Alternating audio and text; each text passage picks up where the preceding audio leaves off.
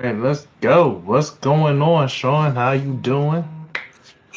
Doing great, man. Feeling good, man, and been enjoying this playoffs. Actually, man, I still stand by it. This is the best playoffs, NBA playoffs that I've seen in a very long time. You In know, totality? in its totality, yes, man. First off, I usually just bypass the first round.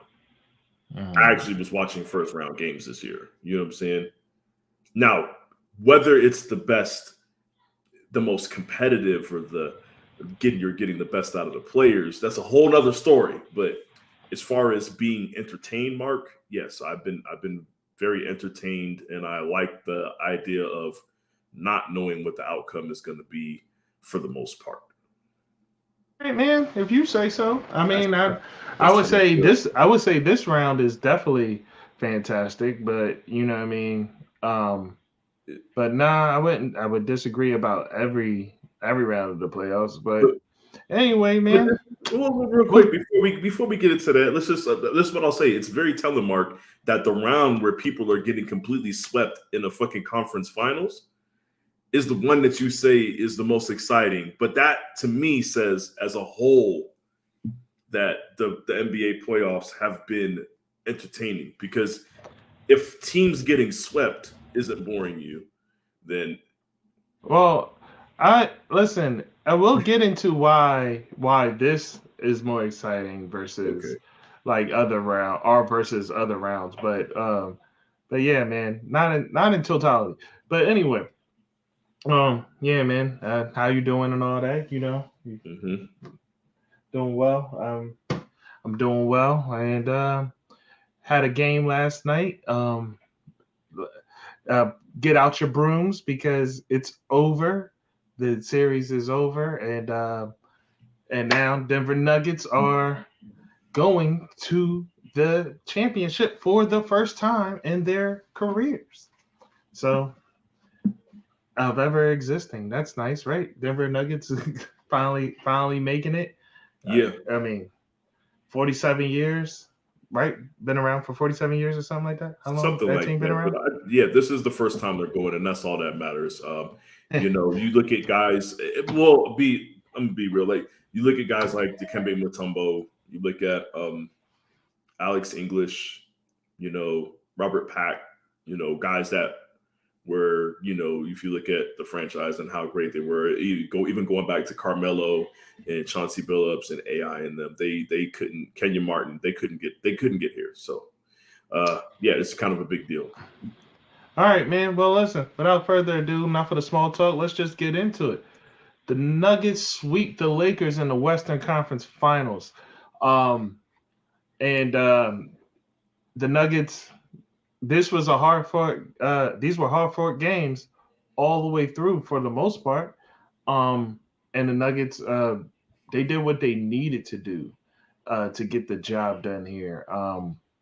One of the things I liked about watching, what like we were talking earlier, one of the things that I liked about watching this particular series was that the officiating never felt uneven to me. Like I was 100% expecting last night to be rigged. I was like, this is about to get ugly.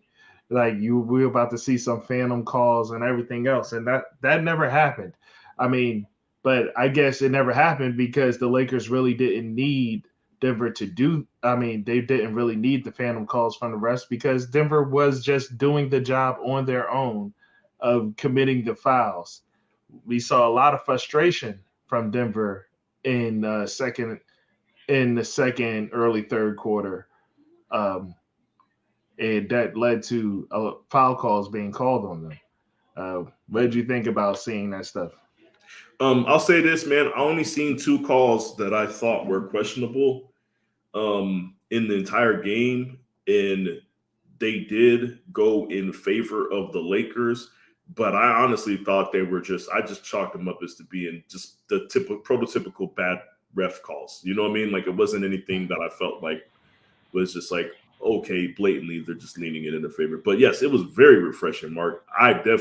We had this conversation in the beginning of the playoffs, Mark, about whether or not the refs were gonna ride for the Lakers, and we even said it. The only team that I could see them showing favor to over the Lakers in spots would be the Warriors. So, yeah, for sure. I thought this going into this game with everything at stake, the way that LeBron came out in the first half, I was like, second half is about to be riddled with some calls if Nuggets start coming back. Nuggets came back and the refs kept it clean, but as refreshing as it was to me, Mark, it's still at the end of the day, it upsets me even more because you guys shown that you could call a clean game. Like you clearly made it a point to call a clean game today. You guys could do this every single game, but you guys choose not to. I really despise NBA refs, and I despise the way the NBA handles the refs and when they're making these egregious calls. But last night, it was very refreshing, and I enjoyed the entirety of the game. Yeah, man. My hat goes off to the Denver Nuggets for not only for just completing the sweep, but for not doing the lazy thing or the easy thing that typically I expected, especially seeing when LeBron went up.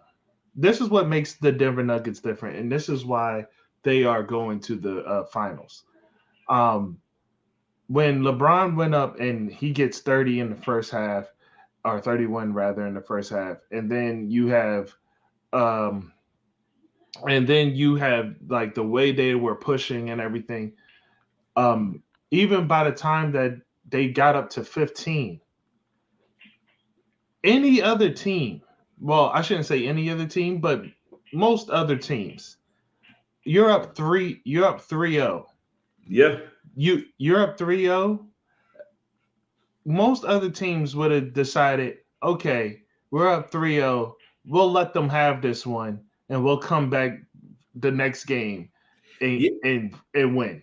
Especially, Mark, because I really hate this about the NBA and the NBA players and the teams.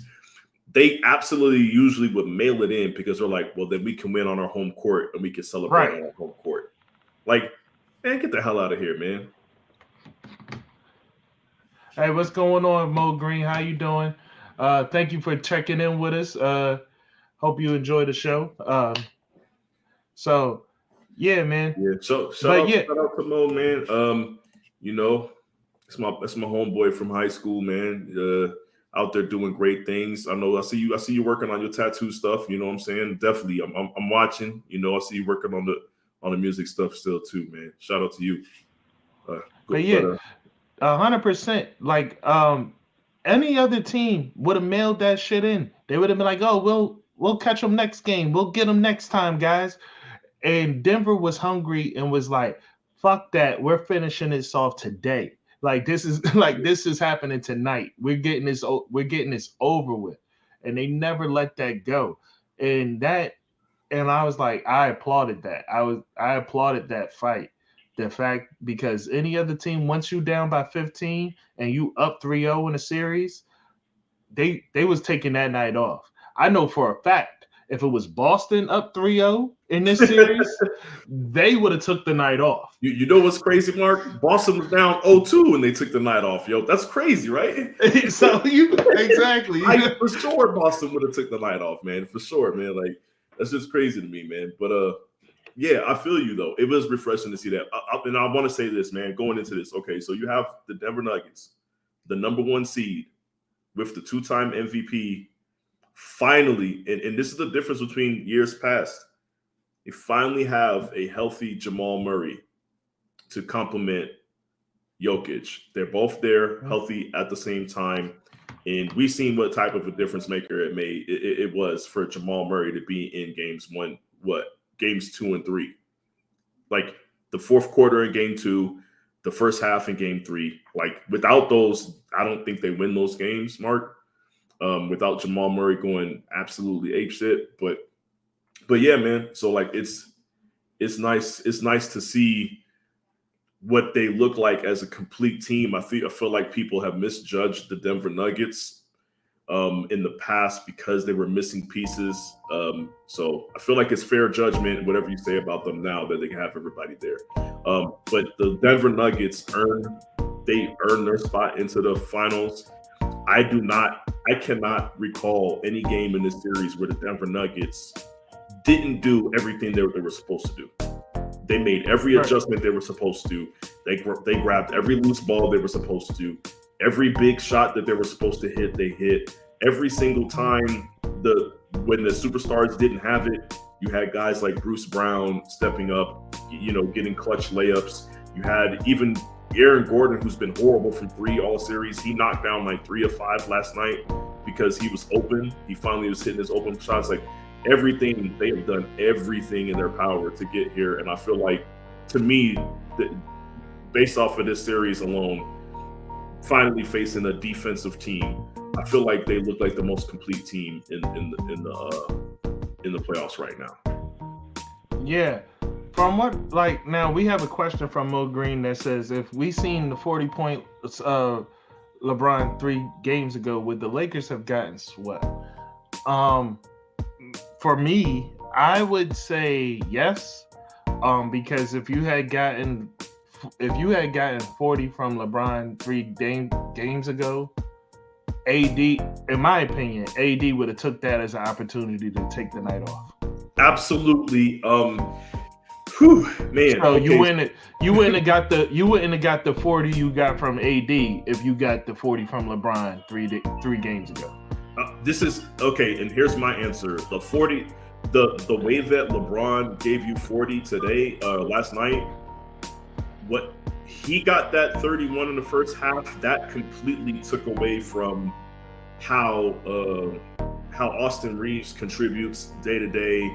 It took away from how Rui Hachimura contributes.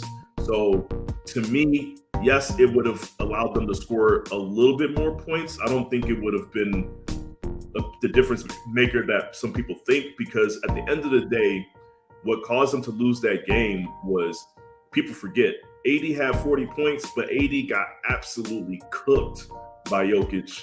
Like the man had like a 36, that was Jokic's best game. He had like a 37 point, 16 rebound, 14 assists, triple-double going into the fourth quarter. Yeah. That man was getting roasted by Jokic. You know what I'm saying? Yeah, he was getting absolutely dominated on the boards in game one. Yeah, and I think then that was game one was Jokic's best game. So yeah, and let's be real, like the Lakers, the reason why they've been able to make it this far is because of the team play. Them getting their 19 to 20 points a game from Austin Reeves matters. They need that. Them getting their 15 to 18 points a game from Rui Hachimura on 80% shooting, that matters. You take away from that if you turn it into a game where LeBron is putting up 20 shots and AD is putting up 20 shots. I feel like it messes up the chemistry if they do that. So yeah, I think the only difference, the only way they don't get swept is honestly if D'Lo was performing better. If D'Lo wasn't bricking everything in game one, then they probably had a chance of winning game one. Yeah, man, it was hunting, because of D'Lo, man. It was hunting D'Lo. So that was D'Lo was a problem. Like, let's be real. The Lakers was the best defensive team coming into this series, and they gave up the highest offensive efficiency ever. That's what happened. The Denver Nuggets put up the highest team efficiency ratings as far as offensively in the history of the playoffs, is what they did. So Lakers not playing defense is the reason why, they lost. And if you think about the defensive plays that LeBron makes and was making, and just understand that he can't make those plays if he's out there trying to score 40. Like they would have got roasted still. I think they still would have lost, man. Like I don't know, man. 100%, man. Yeah, like it is. Yeah. Like that's pretty much the way that would have ended up going. But shout out to the Denver Nuggets for making it to the finals and making it so that I can have less of a dog in the fight. Because if the Lakers went, I'm gonna be honest, I'm a hater. Like if the Lakers went, I would have been upset. Like I would have been like, I absolutely do not want to see this team win another championship. So like, Look, but man, don't now nobody like, like the Lakers. huh? Don't nobody fuck with. I mean, I guess people do like the Lakers, but let's be honest, man. The people that like the Lakers are the same people that like the Cowboys, man. We don't really fuck. Exactly. And So that's exactly like that's how it is. I feel the same way about Lakers fans the way I do about Cowboys fans. I feel like 90% of you are bandwagons from their dynasty years and just latched onto them. Like I don't like out of town. For the most part, I don't like out of town fans. Like you know what, Mark? But the only caveat I'll give to Lakers fans is I will let the Kobe fans live. You know what I'm saying? I will, like, if Kobe was your favorite player and then you gravitated towards the Lakers, and during that time when Kobe was there, and then that is why you became a Lakers fan, because you started watching them when Kobe was there. And then as long as you stayed with them, through the rough times, I'll let that shit slide. But all the rest of you fools, man, that was Lakers fans before Kobe got there, we know how you became a Lakers fan. We know what happened. Hey, Mo Green. Now you're definitely my type of guy. I'm a Westbrook fanatic, and so you saying you only wanted the Lakers to win just to see Westbrook get the ring. I feel you, but I wouldn't want Westbrook to get the ring like that, because that would have been an asterisk ring, and people would have made sure that you knew that was an asterisk ring. But, so. Yeah, but you know, I mean, you might not know it's your first time watching. Mark is definitely, he's probably the biggest Westbrook fan that I know. I like Westbrook, but not the way, you know what I'm saying, Mark really plays. That's his favorite player. So yes, trust me, Mark would have rather seen LeBron play in a reduced team oriented role the way he has since he came back from the injury. Like Mark would have preferred to see him play that way when Westbrook was on the team. Because I honestly believe that that's the only way that works to have both of them in the starting lineup is if LeBron says, I'm gonna play off the ball more.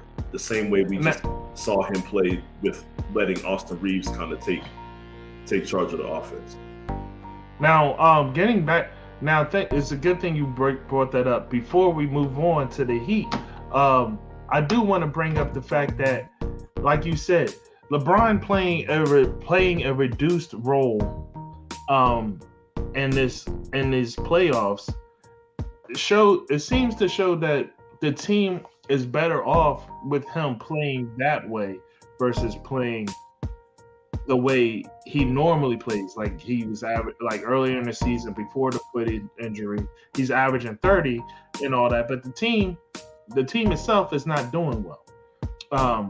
He comes back from the foot injury, no longer averaging 30, playing a reduced role, and actually letting go some of those ball handling responsibilities. And now the team is performing well, and they made it to the Western Conference Finals. So I mean, there's a world of what ifs, but I do think that I do 100% believe the Lakers would have been way more successful with Westbrook had he did that from the jump. Yeah, and real quick, just one more thing that I want to add to the game last night. That was my major takeaway was LeBron. Two things. LeBron first half, amazing, cool. Second half, I wholeheartedly believe two things about the rest of the team, Mark. Number one, they ain't really want it. They ain't really want it like that. Even the coach, you can't let them come back from 15 down and not call no timeouts and shit, man. But he was, but he also has to save him for the late game. He called one timeout in the third quarter. Forget about it. But that's besides the point. But the point is that the rest of the team didn't look like they were as hungry. And when I started to question myself, Mark, I saw Tristan Thompson come into the game and immediately start dunking the ball, playing defense, getting stops. I'm like, this is what AD's supposed to be doing. This is what AD's supposed to be doing, man. Like, but that's why he was in the game. Yes, but the other thing is this. I wholeheartedly believe LeBron James's first half is the reason why the rest of the team played the way they did. They were trying to get their legs under them in the second half. They were trying to get into a rhythm because they weren't able to in the first half because LeBron did everything. this is exactly what I mean by this is what happens when LeBron scores that. They had 72 in the first half. They ended the game with what? 111? So they scored 39 points in the second half. After scoring 72 in the first half. I'm just saying. So, hey, I don't know, man. That would take a little bit of a deeper dive while watching the game to see exactly what happened there. But anyway, there's a chance for actually, before we move on to that, just remember, like under Sean's name, it says, remember that AD is a top 75 player of all time. So disgusting, Mark. I want him removed. I want them to edit that list, man. But but that's fine. Definitely. Like, there's definitely, like, I know a lot of players that don't take nights off that deserve to be in the top 75. Yes. So, but hey, man, we saw a sweep last night. Second chance for a sweep tonight because the Heat are dominating the Celtics. They up 3-0. So this is their opportunity to finish it out. Tonight is their chance. I hope for their sake that they do finish it out tonight because that team been going so hard. I feel like they need a rest.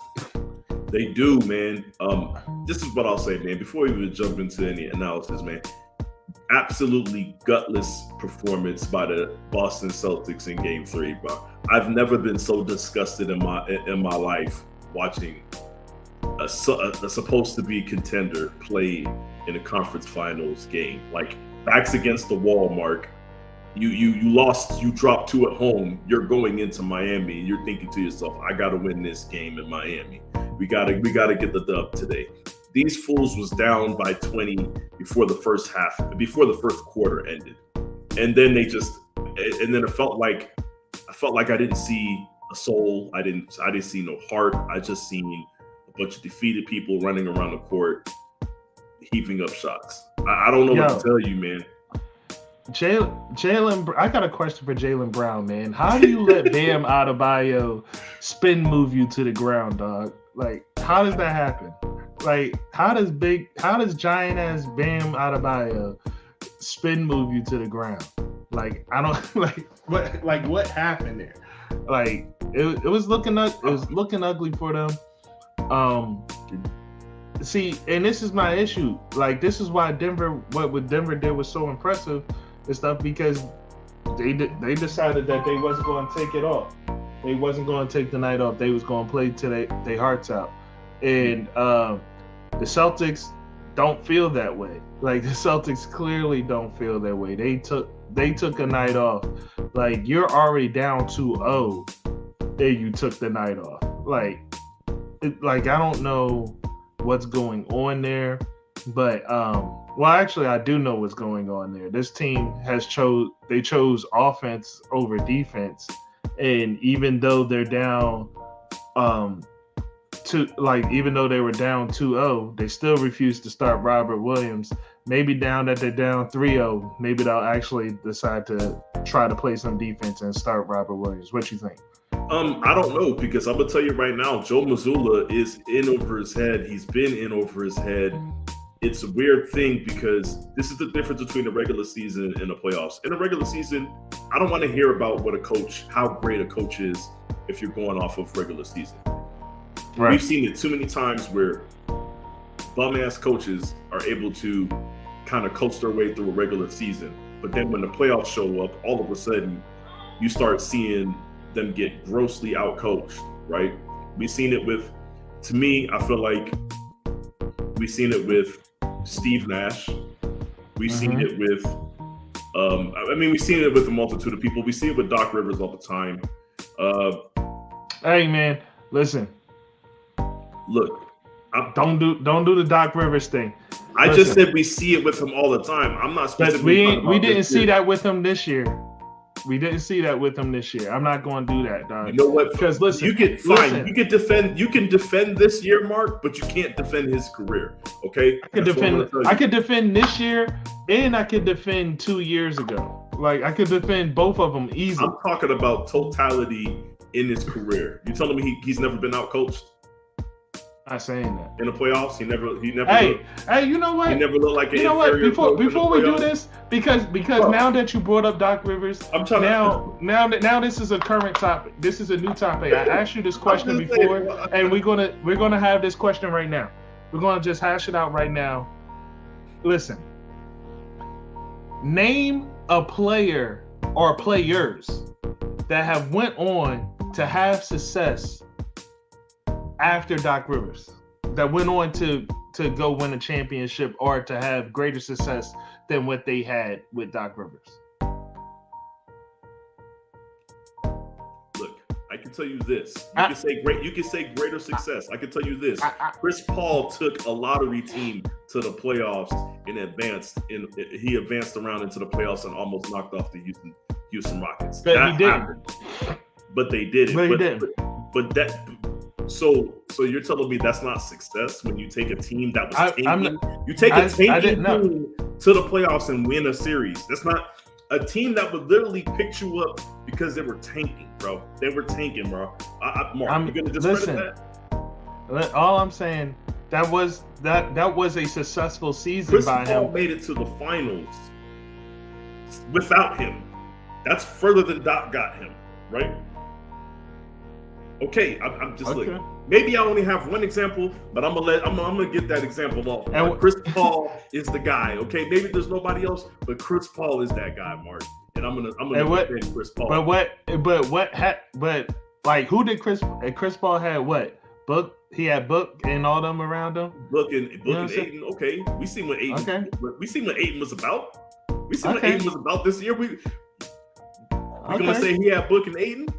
What did Book do in a closeout game this year? What did he do? Hey, I'm just trying to tell you what he did. Okay, I'm just trying to tell you what a healthy Chris Paul did.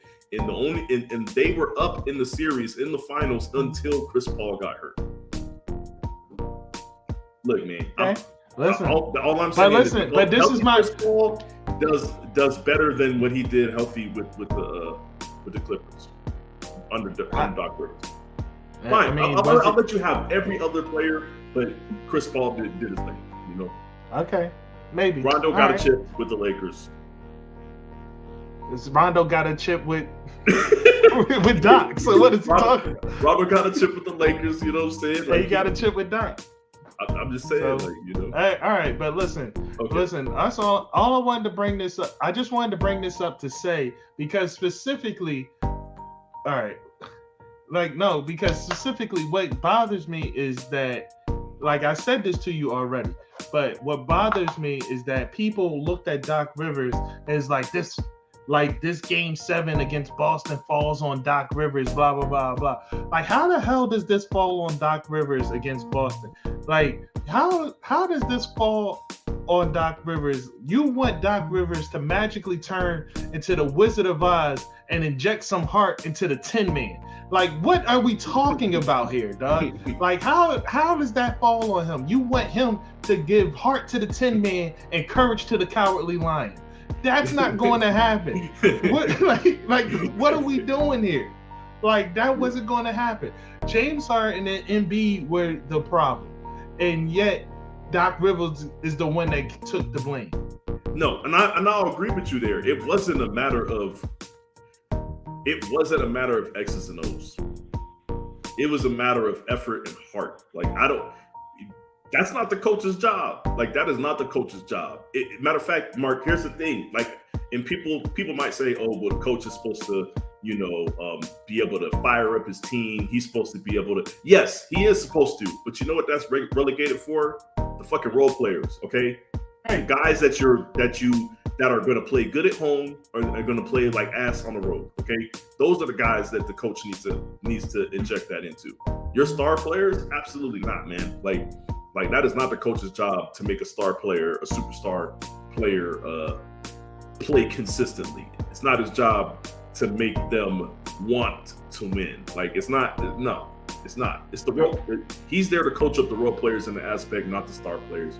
I'm with you. That shit is definitely on Embiid and Harden, but I honestly think it's mostly on Harden. Yes, Harden gets away with a lot. But yeah, back to the Celtics though, like because like the same conversation can almost be had with about the Celtics is the fact that you got guys playing dejected and like they're just not there. But the problem here is that I feel as though there's a slight difference is because I'm looking at Joe Mazzulla like, hey, are you here? You're standing there looking mystified. Like that man took a leave of absence. Game 3, bro. He was, are you I here, don't my think boy? he was there, Mark. I feel as though that's the difference between Doc and Joe, because it's like, hey Joe, what are you doing, dog? Like, you gonna do anything? You saying anything? Like, you gonna put another guy? You gonna put Robert Williams in? Like Jimmy Butler is doing whatever the fuck he wants under that rim. You want to change that? You know what I'm saying? But because you are like Jason Tatum is, he's not playing terribly. Like game three, they all just took the night off. But those other games, they weren't playing terribly. You know what I'm saying? But this is my problem. It's the way that the game is being played, and I think this is two things that I expect, Mark. I expect the coach to come up with an actual game plan that doesn't involve your two star players going one-on-one all day, every day. Number two, I also expect superstar players to recognize when their coach is trash and to say, look, listen up, this is what we're doing. This is why leadership is such an important aspect to me when I talk about superstars and their capabilities. Because if Chris Paul was on that team, Chris Paul would have said, this is what we're doing, regardless of what the coach was saying. If LeBron James is on that team, LeBron James is going to the players and saying, this is what we need to do. Jimmy Butler, and you can name the guys that we respect, you know what I'm saying? They would be in there saying something. I don't know if Steph would do it. Maybe Draymond would, you know what I'm saying? But there's certain guys that will speak up in those scenarios and say, look, Draymond would have stole on Joe. That's funny. Yeah, but hey, at least he would have done something about it, right? All I'm saying is certain players, like we seen LeBron erase fucking David Blatt's play off the fucking board and say, give me the damn ball. We seen KG and guys like that take that initiative to say, fuck what y'all talking about. This is what we're doing, right? And that's basically what I'm saying. Boston doesn't have that. So not only do you not have a coach who can't coach his way out of a wet paper bag, but then you also got two players that are supposed to be superstar players. Jaylen Brown was all NBA first team, if I'm not mistaken. And then you got, and then you're looking at him and Tatum, and neither one of them, they just want to go out there and play basketball, Mark. They just want to go out there and shoot the rock. That's it. They don't want to do nothing. They want to have shooting game. You want me to actually coach up the players? You want me to step up and be responsible on a basketball level versus just a one-on-one level? Nah, man. These fools, Boston is done. Unless I'll be honest with you, unless they get a coach in there that knows what they're doing, this is not just going to be a this year thing. It's going to be in the future thing. Yeah. Right. So all right. So I have some questions though. This is about the Heat, really, because given that the Heat is dominating the Celtics the way that they are, and pretty much they're just running through this series or these teams in general,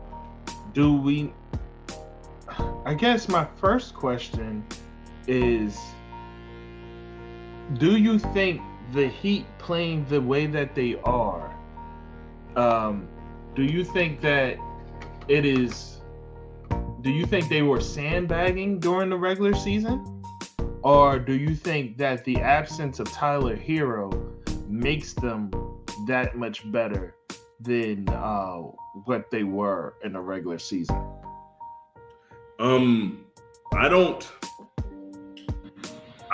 That's a good question. I personally believe that if Tyler Hero was there, they would still be doing the things that they're doing.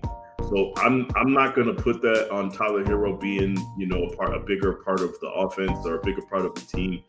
But what I will say, and you say sandbagging, what I think is the Heat operate in a way that most teams should operate. What they do during the regular season is figure out their lineup. They added Kevin Love to their team. You got to figure out lineups and stuff like that. They had injuries, people leaving, coming back from injuries. You got to figure out your lineups. You got to figure out what you do best in that season. You can't just say, hey, man, whatever we was doing last season, even though we got eliminated in the Eastern Conference Finals, we made it to the Eastern Conference Finals. Even though we got eliminated there, we're just going to try to do the same exact thing that we did last year, but do it better. I don't think that's the way you go into it. You go into the season saying we got to figure out what we're going to do different, how we can improve, what lineups we can experiment with. And while you're experimenting in trying to figure out your identity, Mark, and what works best for you, I think you lose games. Instead of you game planning for that opponent or saying we already have our identity, we're just trying to sharpen what we already have. When you're in that phase where you're trying to figure it out with the minor details, you don't care. I think there's just less importance on whether you're going to lose. That's not the whole thing. I do think part of it is Jimmy. He does not play the way that he plays in the playoffs in the regular season, and not to downplay what he does in the regular season, but it just ain't the same, Mark. It's not the same. It's not the same sense of urgency. But you have an 82 game season, so So yes, they would like to be a higher seed than 7 or 8. Excuse me, they would like to be a higher seed than 8, but they got into the playoffs. The sense of urgency was there on the play-in. The sense of urgency was there in the first round to defeat the number 1 team, and I just feel like the sense of urgency that they play with, as far as we need to win every single game, that is not there during a regular season, and it shows through the record. Okay. I mean, all right, that's fair. I just felt as though at times with Tyler Hero and I felt as though I don't know, the ball movement just wasn't the same when he was there I'll give you as it is now. That's my main takeaway. From the ball movement now, it's a lot more fluid. It seems like everybody is touching everybody's hands. And then, and one thing for sure is that if Tyler Hero was there, we wouldn't see the emergence of the role players that we are seeing now. That I don't think we would see the way that we've seen it, yes, but I do believe in those stretches. I think about the Game 6 versus the Bucks, and I think about how Jimmy had to 100% look like he was going to die on the court of a heart attack. I think if Tyler Hero is there in that moment, then they share that responsibility, and maybe, just maybe, they don't go into overtime. You know what I mean? And that's what I see is in those moments where where it's literally just Jimmy at times. Mm-hmm. He would have had somebody with him to kind of take some of the weight off his shoulder. You know what I mean? You don't get you wouldn't get a 30-point or a 29-point performance from Vincent. Tyler Hero's there. No, you would not have.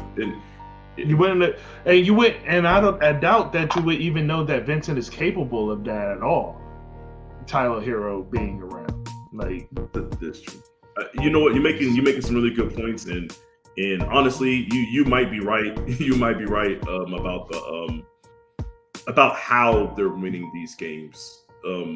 I just think that they would still win the games, but it would look differently. Absolutely, it would look differently. Yeah.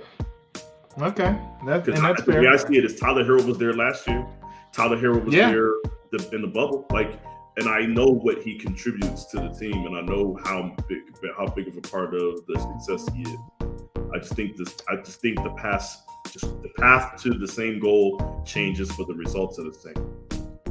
Okay, and that's fair. I understood. Yeah. Understood. But given how the Heat are playing so well and they're dominating everybody, my second question is, hey, we all looked at the Bucks season as being a total failure. We saw it like, hey, this is a 1 seed losing to an 8 seed in the first playoffs. Like, this is not supposed to happen. This is a tragedy. You're one of the best. You're definitely one of the top 5 players in the league right now today. You're not supposed to allow this to happen. And now, given what the Heat is doing and seeing how they are doing it, they did it to the 1 seed. They did it to New York, and now they're doing it to the 2 seed. Do we look at the Bucks season the same way that we did when they initially lost? Because as far as I can see, the Bucks actually is the team artist so far. Yeah, to me, it does change the way I look at that Bucks series, Mark. I don't know what it is about with everybody else, but I can tell you right now, it has absolutely changed the way I look at the Bucks series. I look back at the Bucks series and I look at how hard they played them. They had to go into that overtime in Game 6, which they barely escaped, literally because Giannis was missing his free throws. Like, he shot 40% for free throw or whatever it was. Like, that's the reason why I'm saying 40%. It was less than that, but that's the reason why they lost that game. If he shoots even just a hair better, that goes 7 games. And then they get to play it. They get to play in Milwaukee, and you don't know if the Heat survived that, right? And that's not even counting the fact that Giannis was hurt, right? So I look back on it now, and I say they played him the closest with a hurt Giannis. And then I also look at it this way, Mark. What I saw from what I've seen so far from the Miami Heat is, and maybe not a lot of people will be willing to say this, but I am. They're just a better team. When I say team, I mean top to bottom, first guy to the 10th guy, however big their rotation is, as far as not their capabilities, but what they're able to contribute, right? So then you look at top to bottom, they have more guys contributing from the bench. They got the role players are playing better than everybody else's role players. Jimmy, their lead player, is playing more clutch and doing more in the times when you need it than every other player in the playoffs, right? Then you have, I'm talking about offensively and defensively, Mark. And then you have Spoelstra, who is out coaching everybody. You know what I mean? Everything from top to bottom. Miami as a team, not talent-wise, but as a team, they're just a better team than guys. And the better team seems to be beating out the better talent, Mark. So, like, I cannot sit here and tell you that the Bucks, were a failure, because to me, now that I look back at it, what I notice now is coaching differences. I watched the end of that Game 6, and all I saw was one-on-one basketball with Giannis and Drew Holiday. That's all I saw. I saw Brook Lopez not touch the ball. I seen a lot of guys not touching the ball. There was no ball movement anymore. There were no plays being drawn up. That's a coaching thing. Okay? Like, they had the ball in Grayson Allen's hands at the end of the game. It was a lot of weird stuff that happened, man. Like, and that's what I mean. Top to bottom. You know what I'm saying? Miami's just a better team. So the better team beats you, then you're not a failure. Yeah. Okay. Exactly. I mean, I am with you on that. That I was one of the people that 100% looked at the Bucks season as a failure initially. I was like, yeah, that's a failure, man. You lost to an 8 seed. But this 8 seed is now 1 game away from going to the finals. Yeah. And they're 5 games away from, or they're 5 wins away from winning it all. Yeah. So, like, it looks a lot different. Like, if you look, like, you saying the 1 seed lost to an 8 seed sounds a lot different than the 1 seed lost to the champs. Yes, it does sound a lot different. And that's another good point for that. But yeah, what I don't want to get lost in this entire playoff talk is I gave credit to the Denver Nuggets. We had questions, they had answers, Mark. Plain and simple, right? You know, we were right to question them because they haven't gotten to this point, regardless of what seed they've been. They've been the 3 seed, they've been the 1 seed, whatever. You know what I'm saying? Like, we were right to question them. Now those questions are answered, and they deserve their just due. You know, the respect. So once again, with Miami, I feel like it's very disrespectful to continue to talk about Miami Heat in a way of either just saying playoff Jimmy, because you're not giving credit to the rest of the players on the team. You're not giving credit to Spoelstra. You're not giving credit to Pat Riley and the organization as a whole, because let's be real, Mark, they might be the best organization from top to bottom in the NBA. Yeah, you know, so I feel like it's disrespectful to just say playoff Jimmy carrying the team.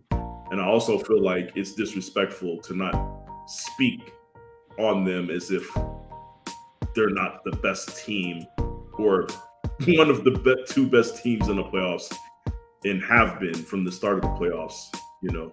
So I'm saying that I'm not going to sit here and tell you that Boston is losing 100% per se. Miami's beating them. Like, Miami is doing everything that they're supposed to do to beat them, in my book. But that brings us to our next topic, Mark. How fair are our expectations on our judgments? All right, because I feel like when we judge a team like the Bucks, like how we judged them in the beginning of the playoffs when they got the early exit, we judged them based off of our expectations for them. And let's be honest, our expectations for them were for them to make it to the NBA Finals or make it to the Eastern Conference Finals.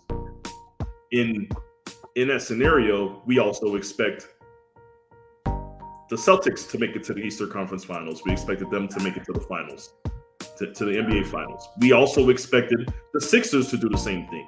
We expected 3 teams to make it to the NBA Finals. Only 1 team can go, Mark. Oh, no. You expected the Sixers to make it to the NBA Finals. Okay. Let's be very clear. Not me, but a lot of people, Mark. A lot of people. Okay. And I would say because it damn sure wasn't me. Fans, the general population that watches basketball, to include the media and the fans, they definitely believe that the Sixers could make it to the NBA Finals, and they were putting those expectations on the Sixers, especially with Embiid winning the MVP, saying this is what we expect. So I'm asking if our expectations and our judgments are fair, because if we expect 3 different teams to make it and 2 of those teams don't, and then we're telling them they're a failure, is that a fair judgment, or are expectations just out of whack? I think it 100% depends on how it happens. Okay. I think it 1,000% depends on how it happens. Like, for instance, for those people that thought the Sixers were a championship caliber team, like, now when you see how it actually ended up happening, like that in a closeout game 7, that they quit and they just shut down and played, and they 2 superstars played the worst games you could possibly watch. Now you're looking at, like, you're the fucking MVP, my boy. Like, and you gave me 15 in a game 7 in the playoffs? Like, what's happening? The runner-up for MVP is having a triple-double practically nightly. And it's not like a 12-point triple-double. It's not a Chris Paul triple-double. It's a 30 triple-double. Yeah, like you know what I'm saying? It's a 30-point, it's a 35-point triple-double he's over there having. It's not like he's just barely getting 10 assists. No, he had 6 assists in the first quarter yesterday. Yeah. Like, you know what I'm saying? Like, start off the first quarter with 9 rebounds. Like, you know what I mean? Like, so So it's not the expectation. So the expectation isn't wrong because you are the MVP, and the runner-up is out here being the MVP. You're playing like dog crap. Like, so the expectation isn't wrong. Your result is wrong for a lot of these guys. Like, now we can say again, the way it plays out changes it, because for the Bucks, like the Bucks, a 1 seed losing to an 8th seed, that's bad. If the Heat loses to the Knicks in the second round and they're done, that's bad. But the Heat, them going to the finals now, that's results based. That's based on the results. You know what I mean? Yeah. Like my expectation for a 1 seed should be high, but now and I should look at, and my judgment should be frowning on you if you lose to a 1 seed and then they just go get knocked out in the next round by the freaking New York Knicks. But if you because lose to the 8th seed, you mean, yeah, but now that 8th seed is actually on the verge of going to the finals. That changes my judgment. Like, my judgment changes because clearly my judgment on that 8th seed or the judgment on that 8th seed was incorrect. My judgment on you wasn't incorrect. My judgment on the 8th seed was incorrect. Like, so, you know what I mean? So now that changes what I expected to happen, because we were all wrong about who that 8th seed actually was. You get what I'm saying? Yeah. No, I get you, man. So here's my thing. So essentially, what you're saying is the way we go about making our expectations or placing the expectations, they're okay, or especially that's fine. But the biggest thing is we should be adjusting our expectations, and we should be adjusting our judgments in real time, right? Right. Instead of, I think what happens is a lot of times people have their expectations, and then their expectations don't change according to the situation and the way things play out. I liked your answer. You said it depends on how it happens, right? So, and then you look at our judgments. Our judgments even change. We just said it. Like, I judge the hell out of the Bucks, man. Everybody judged the Bucks. I judged the hell out of Giannis and his comments. I'm gonna be real with you. I did not like his comments. And then fast forward, now we're looking at the Boston Celtics about to get swept, and Miami looking like they have a real chance of winning a chip against. I mean, even with everything that I've seen Denver do to LA right now, I know that the things that LA failed to do, Miami's gonna do those things. Like, right. I 1,000% feel like this is going to be an evenly matched finals, and Miami absolutely has just as much of a chance as Denver does. Now we look back on it and say, Giannis, maybe he had a point. You know exactly. what I'm saying? And then you look at it and say, maybe the Bucks did do well. It just didn't seem so. And I'm sure they probably feel vindicated sitting at home like, yeah, hey, look, hey, that's that team you was talking about. Hey, at least we don't look. At least we didn't go out like right now. They're saying to themselves, at least we're not going out like. At least we didn't go out like Boston is right now. Like, you know what I'm saying? Like, that's what they're saying to themselves. And now, because like back to the judgment and expectation thing about how it plays out, like Boston could 100% lose this series. Yeah. And me not judge them. Yeah. Like the way that they're losing this series is more important.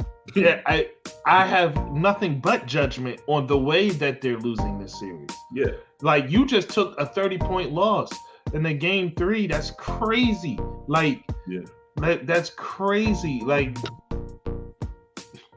the Heat starters sat out the entire fourth quarter. The entirety of the fourth quarter, and somehow you didn't turn that 30 points into 15 or nothing. Like, it stayed 30. Like, it just stayed that way. Like, Mark, I went to work. People was asking me how the game was. I thought it was because they didn't watch the game. Mark, they was like, "Nah, I cut it off in the first quarter. What happened?" And I was like, "Well, you cut it off at the right point because it just got worse from there, and then they never recovered." Like you are absolutely right to cut the game off in the first quarter. Like that, it was ridiculous, Mark. And then, like you said, the starters are out. Like nobody got hurt. Like you telling me there's nobody on that roster that's looking to get some shine, that's like hoping they get put in the game, that's like, you know what, this is my time. I got an entire fourth quarter to try to showcase some heart, to show people that I want to win. There's nobody from the top to bottom, Mark. Like, yeah, that's insanity, man. That's insanity, man. And that's what and again, harping back to Denver, that's what makes what Denver did special. Like they're up 3-0 in a situation where out of 32 teams, 30 of them would have took that night off once the Lakers went up 15. Jerry's a funny guy. Jerry's a funny guy. Yeah. They clearly were one of the teams that did not. You know what I'm saying? So like that's what makes what they did special, and that's what and that's what's weird to me because we are now in a state of play where we find it special when teams do their job consistently. Like when teams actually decide, hey, there's no quit in us. We're going to win, or we're going to play out. Now that's considered special. Like, why is that considered special? Like, you just giving your effort. You giving your effort is now considered special. That's the state of where the NBA is, which is crazy. Yeah, it is. It seems to be it's just the standard. It's the standard right now. Like we are now the old men talking about the way things used to be versus the way things are right now. It's like I feel that this is the same feeling I got, Mark, when I was like, damn, this is crazy. You know, these quarterbacks, you guys are hyping them up. Their stats are padded. The NFL changed all the rules. Now everybody throws for 4,000 yards. You know, that initial feeling of there's something different, there's something tainted about what's happening.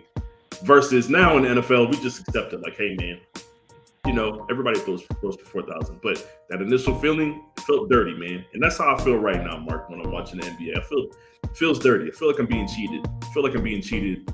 Because I still haven't accepted that everybody, this is the standard. You're allowed to be consistent. You're allowed to be. Nobody expects you to be consistent anymore. As long as when you play at a high level and your peaks are high, then nobody cares. So there's no pressure coming from the coaches. There's no pressure coming from the organizations. There's no pressures coming from the vets. There's no pressure coming from anybody. There's none from the media or the fans. Like, fans is usually that last frontier where we're just like, you know what, man, we got to hold them accountable to it. And I feel like that's starting to go by the wayside now when you look at people defend Jason Tatum every single year.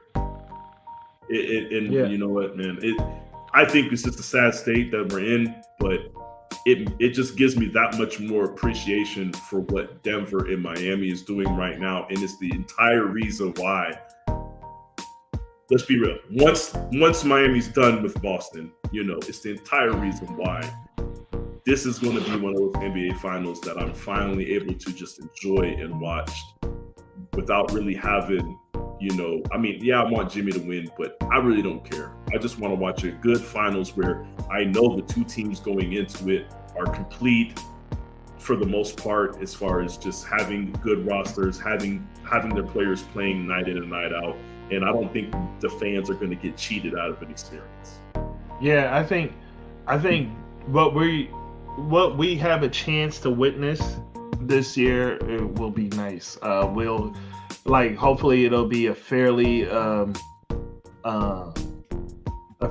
officiated series if the Heat are indeed the ones to make it, and then we will have two teams that will actually go where we are looking for them to go.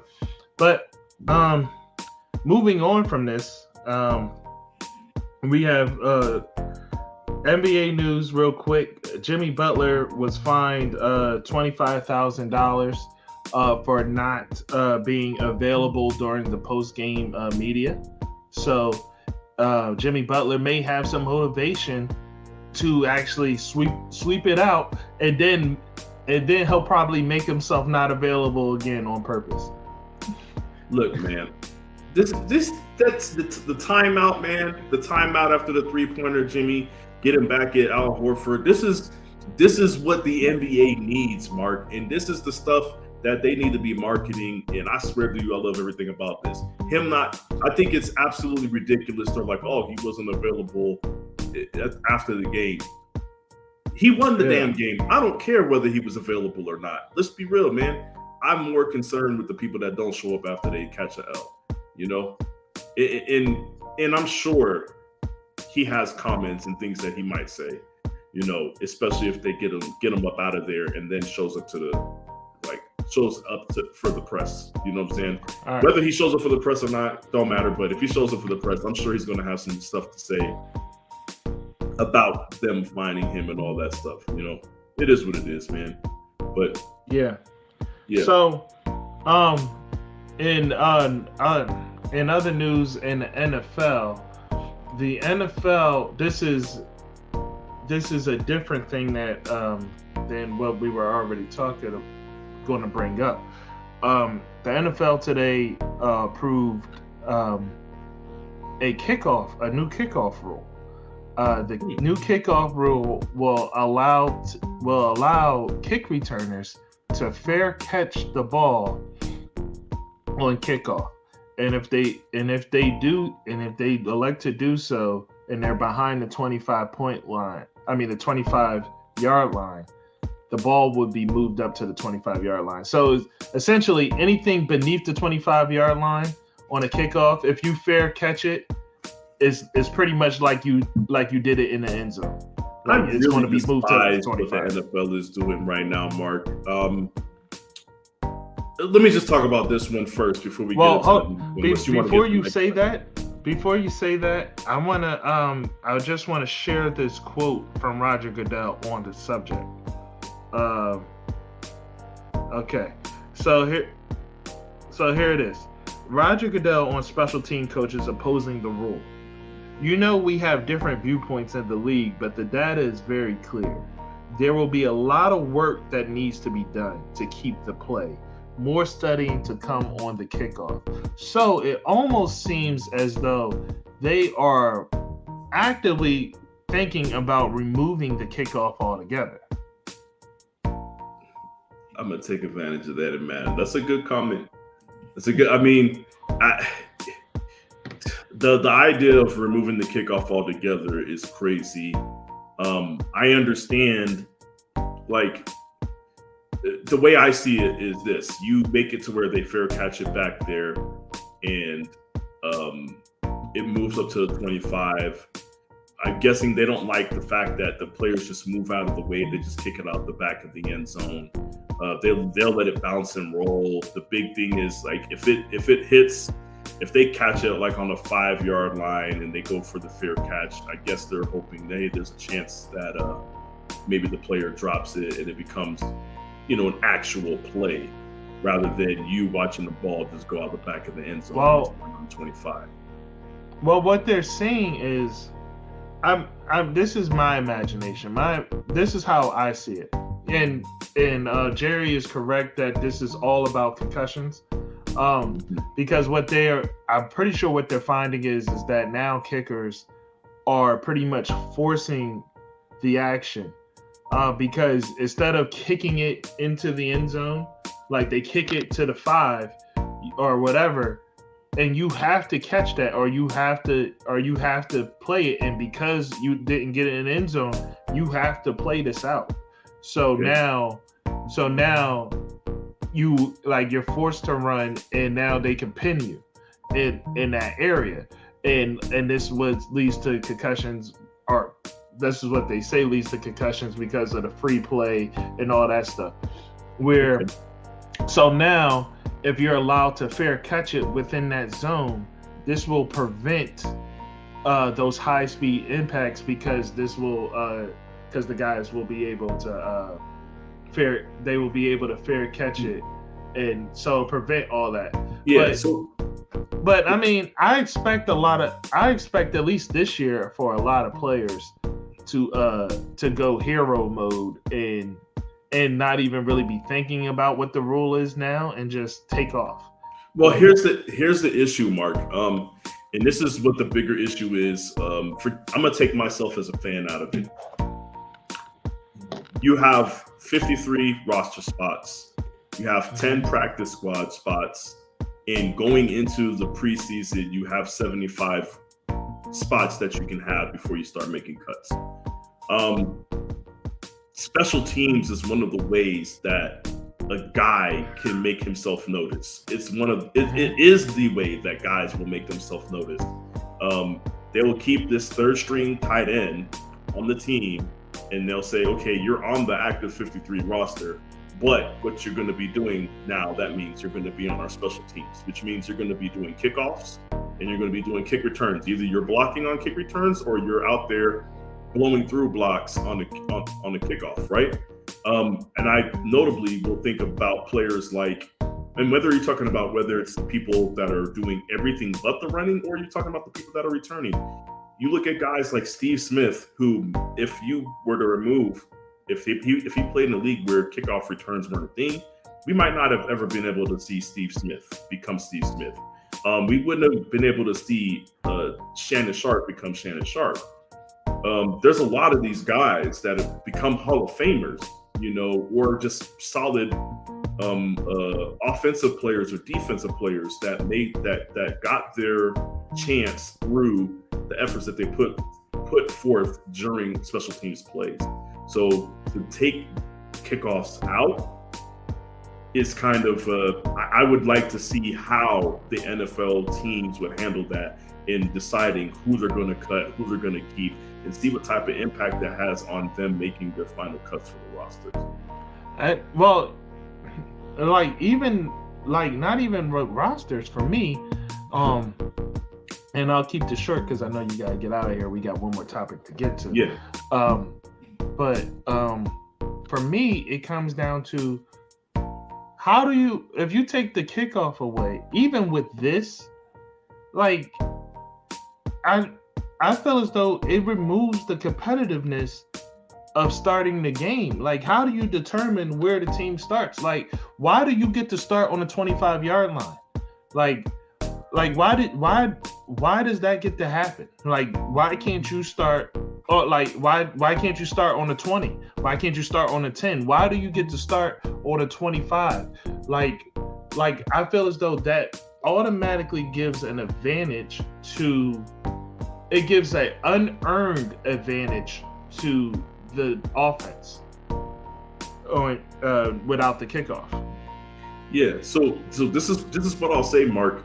The entire reason why they moved it up to the 25 and the entire reason they've made all these other changes was to discourage teams from actually kicking the ball into play. Now, if you remove that altogether, the kickoff, then I feel like it should be moved back to the 20. No, I feel as though, no, it should be, me personally, if you're going to remove the kickoff altogether, it should be back to the 15. Because what are we doing here? You should actually have to go, drive the field. Of the field? Yeah, pretty much, because, the 20 or 25, you're literally talking about you only have to drive 80% of the field. Yeah. At any given time. I'll give you that. The 20 was supposed to be a penalty. You kicked it out of play. It's a touchback. Right. And now you as a kicking team, you're penalized by having the opposing team start on the 20. Versus you guys kicking it into play and making a play and tackling them behind the 20. So I see what you mean. There's no penalty. It started off as a penalty for the kicking team not doing what they should do. And now it's just going to be a standard penalty that, everybody just starts everybody just starts in an advantage. But I think that's also part of the NFL trying to make sure the scoring goes up. All right, let's get to this last topic. Yeah, so last topic of the day is that, again, speaking of NFL trying to make sure scoring goes up and stays up and only favoring the offense and things of that nature, the NFL approves emergency QB roster spot. That means you can now have a third QB on your roster without them taking up a slot on the team.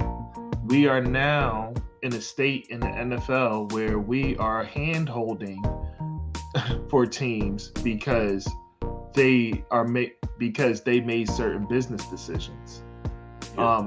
This is very obvious that this is completely based around the results of the Eagles San Francisco game. And I will just say this: this is a silly rule in my opinion, because there's nothing that you could really do to stop this. If the emergency QB gets hurt, now what? Now you got three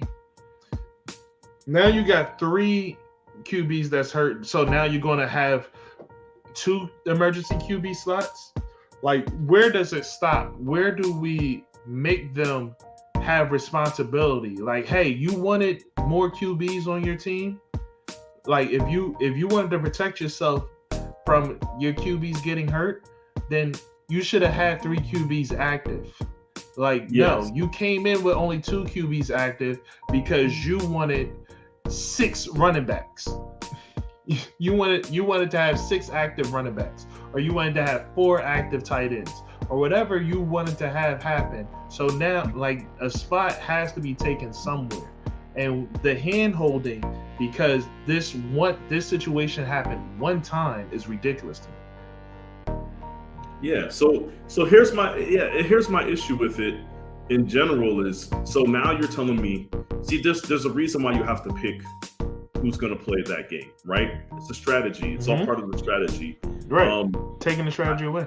I don't think it's fair, because how many times have you seen guys that are on the practice squad and they have to make the decision, do I bring this person up from the practice squad? If I do, then I need to release somebody, or I need to put somebody on injury reserve. There's a whole strategy to it. Now you're saying, look, man, you can work this person out. You can practice them all week. You can do whatever you want with them. And then the day of the game, you could just say, oh, you're my emergency QB, which now makes them active essentially for the roster. I understand it's saying if 2 quarterbacks fall out from injury, then you can call them in. But once again, it's a bailout, Mark. It's a bailout in a situation to say, look, man, we're playing a team that has been known to knock out quarterbacks, or we're playing a team that has the capability of it, or we're playing a team that has the most sacks in the NFL currently. Yeah. Like, or just put it this way, you know your second QB is a liability back there, especially because he's not mobile like that, and he's playing against a team that is really good at rushing the passer. You know what I'm saying? So yeah, you have to. It's a bailout. I don't like it. End of story. And the worst part of this bailout is I'm going to say this very quickly. The worst part of this bailout is, what do you think the quality of the third quarterback is going to be? Like, who do you think the emergency QB is going to be? Do they plan on having Ryan Fitzpatrick on a retainer and being like, listen, you're going to be the emergency QB for every Monday night game, no matter what team it is. You're just the emergency QB that's there. Like, what does that mean? Like, you're not going to get anybody of quality that's going to be an emergency QB. No. I mean, hey, maybe AJ McCarron might get a shot. You know what I'm saying? Yeah. But well, who knows? That's it. That's all I got, man. But yeah, man, that's all for us. Thanks, guys, for joining. Those that joined late, please run it back, because this will be available. You could just rewind, run it back to the beginning. I thought this was a good episode. So you could check it out. Comment and we'll read through them later and all that stuff. Thanks for joining, guys. Peace. Link, like, subscribe.